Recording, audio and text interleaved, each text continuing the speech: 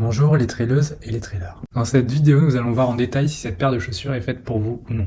Avant de commencer, je vous rappelle que vous avez le lien de la chaussure dans la description avec un code promo de 15% pour ceux qui seraient intéressés. Salomon fait partie des marques qui ont façonné le trail moderne et ces chaussures ont depuis longtemps prouvé leur efficacité sur les terrains les plus exigeants. Des modèles emblématiques comme la S-Lab Genesis ou la Sense Ride ont marqué des générations de coureurs par leur fiabilité et leur précision. La gamme actuelle est d'ailleurs riche, couvrant aussi bien le trail court dynamique que l'ultra trail engagé. Avec la Salomon Genesis, la marque se trouve face à un choix stratégique. Capitaliser sur une recette qui fonctionne déjà ou faire évoluer le modèle pour aller encore plus loin. Ce test terrain vise justement à analyser ses orientations et à vérifier si cette version tient réellement ses promesses sur le sentier. La Salomon Genesis s'adresse selon moi à une très large population de trailers, ce qui valent une chaussure unique capable d'encaisser l'entraînement régulier sans se sentir pénalisé quand le terrain devient technique. Je la vois comme une paire socle, celle que vous enfilez quand vous ne voulez pas réfléchir, parce que vous savez qu'elle va tenir la route, que la sortie soit une séance tranquille ou une allure plus soutenue. Pour ma part, c'est typiquement le genre de modèle que je prends quand je pars sans objectif précis, avec l'idée de courir longtemps, de varier les appuis et de rentrer avec les jambes encore assez fraîches pour recourir 2 jours plus tard. Type de foulée. Concernant le type de foulée, la Genesis est annoncée comme neutre. Concrètement, je la trouve adaptée à une foulée naturelle, sans correction marquée, tout en offrant une sensation de guidage rassurante sur terrain irrégulier. Si vous avez tendance à partir légèrement en pronation quand la fatigue arrive,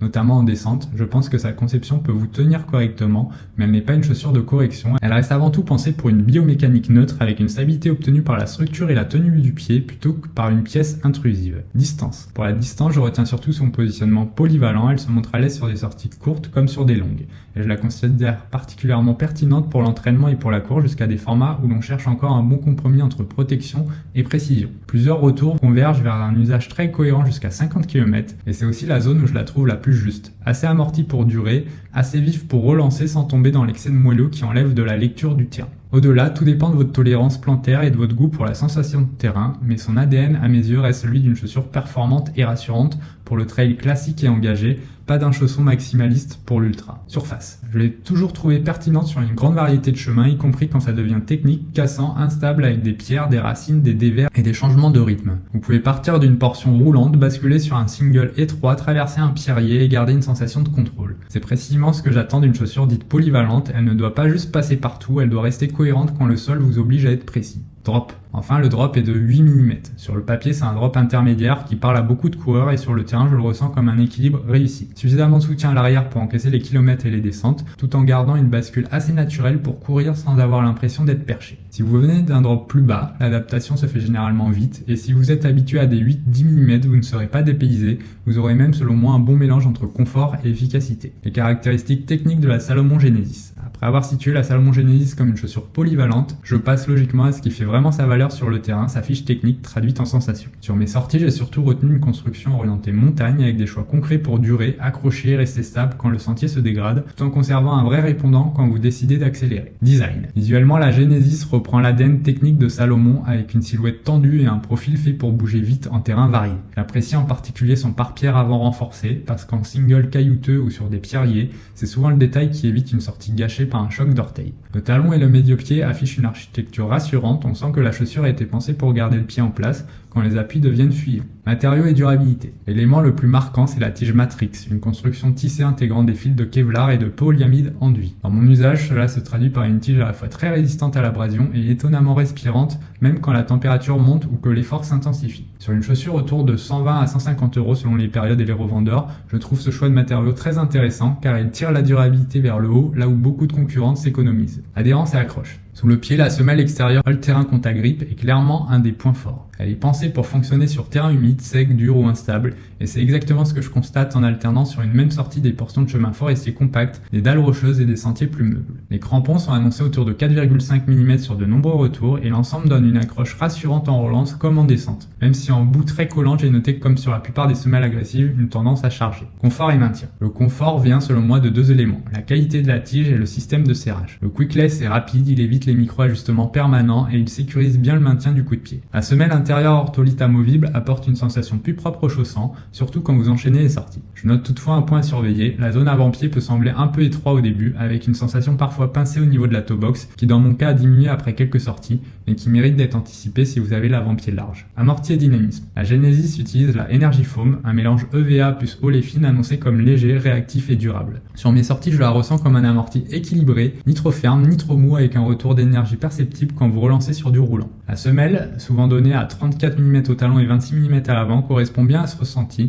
On a de la matière sous le pied sans perdre totalement la lecture du terrain. En conditions froides, j'ai déjà remarqué comme sur d'autres mousses modernes une légère fermeté supplémentaire, ce qui reste cohérent, mais à garder en tête si vous courez l'hiver en altitude. Stabilité et sécurité. C'est un vrai marqueur du modèle. L'actif châssis apporte un guidage latéral et une tenue rassurante sur terrain instable, sans donner la sensation d'une barre corrective. Sur les dévers et dans les descentes cassantes, j'ai particulièrement apprécié ce maintien. Le pied reste centré et la chaussure conserve une bonne agilité. Pour un modèle annoncé neutre, c'est à mon sens une stabilité intelligente obtenue par la structure et le verrouillage du pied, pas par une correction intrusive. Légèreté et performance. Avec un poids autour de 277 grammes en taille 42 chez les hommes, la Genesis se positionne comme une chaussure de trail plutôt légère au regard de sa protection et de sa stabilité. Sur le terrain, cela se traduit par une sensation de facilité en relance, vous n'avez pas l'impression de traîner une semelle tank, et cela compte surtout quand la fatigue s'accumule ou quand vous alternez marche rapide et course dans les pentes. Rapport qualité-prix. Affiché autour de 120 à 150 € selon les distributeurs, la Salomon Genesis se situe à mon sens dans une zone tarifaire très cohérente. La présence d'une tige Matrix, d'une semelle Contagrip all-terrain et d'une mousse énergie foam durable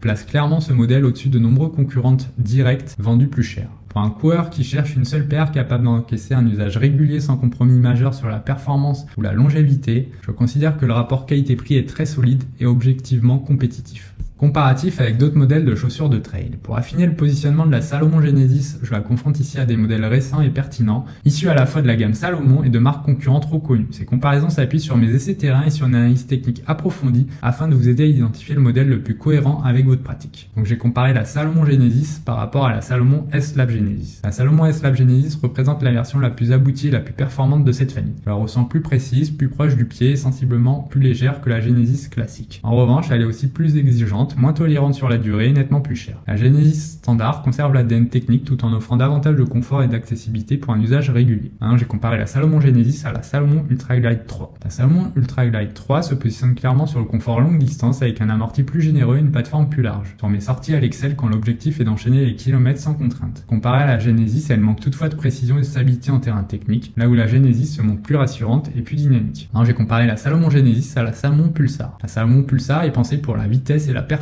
avec un profil très léger et une approche plus race. Je la trouve plus nerveuse et plus explosive que la Genesis, mais aussi plus instable et moins protectrice sur terrain accidenté. La Genesis s'impose comme une alternative plus polyvalente, mieux adaptée aux sentiers techniques et aux sorties longues non chronométrées. J'ai comparé par rapport à des modèles concurrents. Donc la Salomon Genesis par rapport à la Sportiva Prodigio. La Sportiva Prodigio marque l'entrée de la Sportiva sur un segment plus moderne et polyvalent. Elle offre un excellent maintien et une protection solide avec une approche très montagne. Face à la Genesis, je la trouve plus rigide et moins dynamique sur terrain roulant. La Genesis conserve un avantage en fluidité et en confort général, surtout quand les surfaces varient beaucoup. J'ai comparé la Salomon Genesis à la ASICS Trabuco 14. La ASICS Trabuco 14 est une chaussure très stable et très sécurisante, notamment grâce à sa base large et à son renfort global. Sur terrain technique, elle inspire une grande confiance, mais elle se montre légèrement plus lourde et moins réactive que la Genesis. Cette dernière me paraît plus agréable à courir, plus vive et moins directive dans son comportement. Et enfin, j'ai comparé la Salomon Genesis à la Normal Gerac 2. La Normal Gerac 2 vise clairement les coureurs expérimentés à la recherche de sensations brutes et de performance. Je la trouve extrêmement précise et légère, mais exigeante, avec un amorti plus ferme et une tolérance limitée sur longue distance. La Genesis, plus confortable et plus stable, conviendra mieux à un usage polyvalent et à un public plus large. Mon verdict final. Après plusieurs semaines de tests, mon verdict sur la Salomon Genesis est clair. Il s'agit d'une chaussure de trail aboutie, cohérente et particulièrement réussie dans son positionnement. J'ai apprécié sa capacité à enchaîner les terrains variés sans jamais donner l'impression d'être prise en défaut,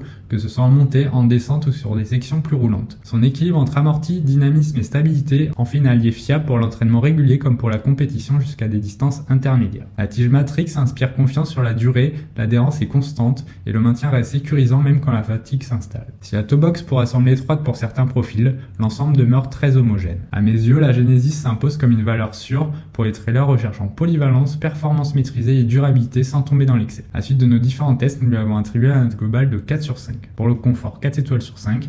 Adhérence 4 étoiles sur 5, dynamisme 4 sur 5 et protection et maintien 4 étoiles sur 5. Je vous rappelle que vous avez un code promo dans la description de 15%, donc n'hésitez pas à en profiter pour votre prochain achat. À bientôt pour une prochaine vidéo, au revoir.